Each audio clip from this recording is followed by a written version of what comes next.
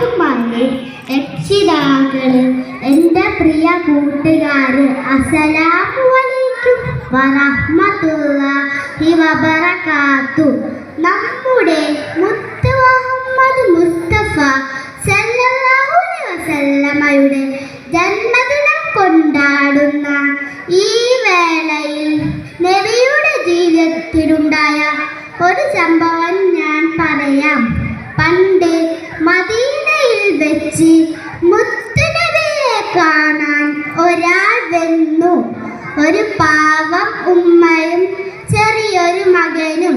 എപ്പോഴും മധുരം നുളയാൻ അവന്. അങ്ങനെ ഒരു ദിവസം ആ ഉമ്മ മകനെയും കൂട്ടി നബിയുടെ അടുത്ത് എത്തി. അവർ വിഷമത്തോടെ പറയാൻ തുടങ്ങി, നബിയെ, എൻ്റെ ഈ മോനെ നീ ഉപദേശിക്കണമേ. ഇതൊന്ന് നിർത്തിക്കിട്ടാൻ എന്തൊക്കെ ചെയ്തു ഒരു രക്ഷയുമില്ല.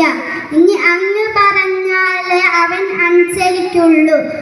അല്പം സമയത്തേക്കും നബി ഒന്നും മിണ്ടിയില്ല. പിന്നീട് നബി ഇങ്ങനെ പറഞ്ഞു, നിങ്ങൾ പോയിട്ട് പിന്നീട് വരൂ. നാളുകൾ കഴിഞ്ഞു. ആ ഉമ്മ വീണ്ടും വന്നു. ഇത്തവണ നബി ആ മോനെ നന്നായിട്ട് ഉപദേശിച്ചു. അവന്റെ കുസൃതിയൊക്കെ മാറി നല്ല കുട്ടിയായി.